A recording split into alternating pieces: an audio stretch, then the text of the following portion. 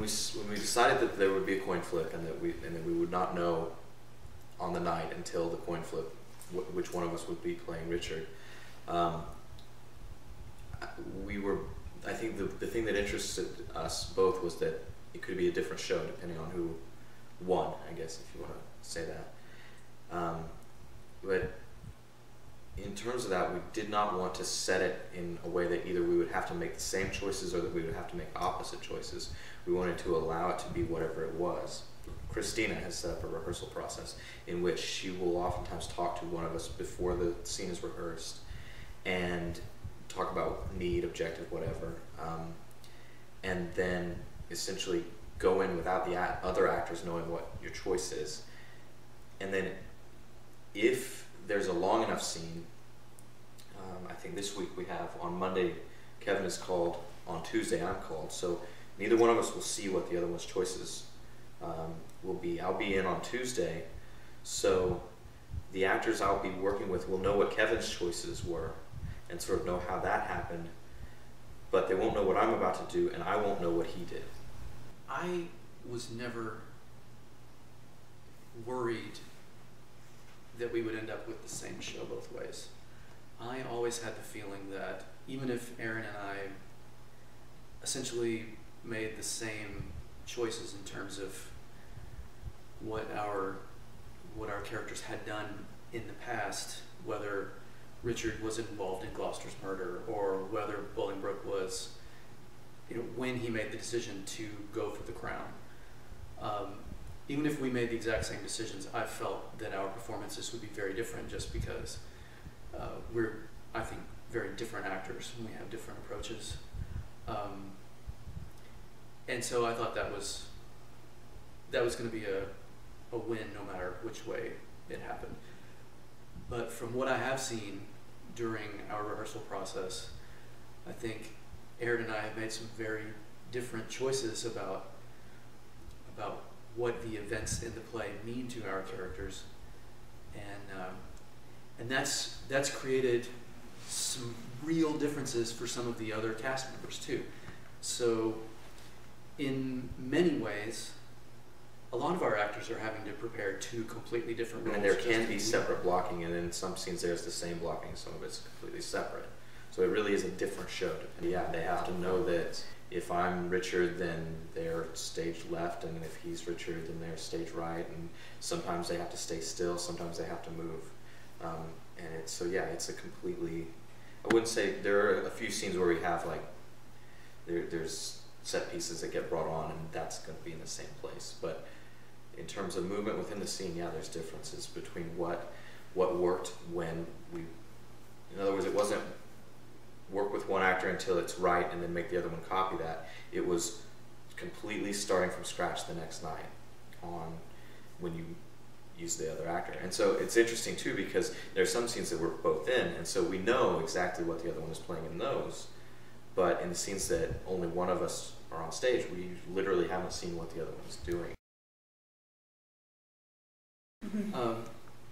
Richard II is a play set at a transitional period where we're moving from the divine right of kings to a more practical, on-the-ground politics. It's a transition from the medieval to the modern in a lot of ways. It's interesting that many of the famous Middle Ages poets like Chaucer and John Clanvow were writing when they were in Richard's court, and once Henry IV becomes the king, there seems to be a gap where there wasn't as much in the arts happening. There was maybe more of a focus on conquest again, which is a big issue in Richard II. He's spending money, he's not conquering and bringing money into the kingdom the way his father had done, or his grandfather had done. So there's that aspect, and I think it's also interesting that Henry IV is, from what I've heard, the first king of England who spoke English as his native tongue. I guess after 1066. Yeah, there's a dispute between Bolingbroke and another noble named Mowbray, which seems like a small thing, but because of the way that Richard handles it, it affects the stability of the English crown for several hundred years. See, if you are looking at it and uninterested, nothing really happens. But if you understand what's really going on, or like baseball, same thing. It's not just about what happens. It's about all the many different ways that it could go depending on what happens next. So what it's about is when Kevin says it's about divine right versus real politic, what you have one philosophy that says you have God in heaven, you have the king, you have subjects, you have animals, and you have the land, and everything is in its place, and God is in heaven. And therefore, if I have a dispute with someone and I'm in the right, then God will guide my sword, and I will slay the other person in a duel, and that's how it will be settled. On the other hand, you have more like how politics are today, which is that there's a lot of popularity in politics that come into play about who is king and who's able to maintain the crown. And this is the tipping point between those two eras, where you find that the actions of an individual and of groups can affect who holds the crown. Our director is Christina Gutierrez. She has, I think, an unusual directorial approach for verse plays, in that not only is there a lot of focus on the verse, but we also do a lot of prior events improvisation. So we will improv things that happen immediately before a scene, sometimes improv the scene itself, and in those cases you just have to throw the verse away.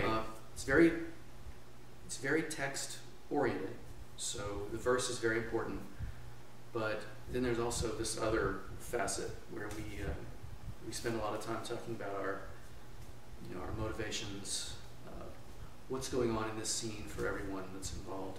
It's just an approach, sort of a holistic approach, touch all the bases and try to use all of the tools that we can think of just to get the best performance and the truest version of the play. The play is at the Curtain Theater, which is west of Highway 360 in Austin on Richard Garriott's land. It plays Thursdays, Fridays, and Saturdays from February 21st through March 9th. The Curtain is a small-scale recreation of the Globe, or an Elizabethan theater. It's down on the shores of Lake Austin. It's open air. It's lit by torches. At night, it is incredibly beautiful.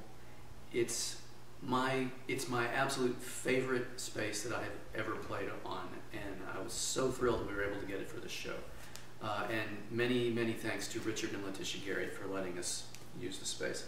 I think it's magical, and if you haven't seen a show at the Curtain, whether it be this one or any show that you can, you should definitely see a show there.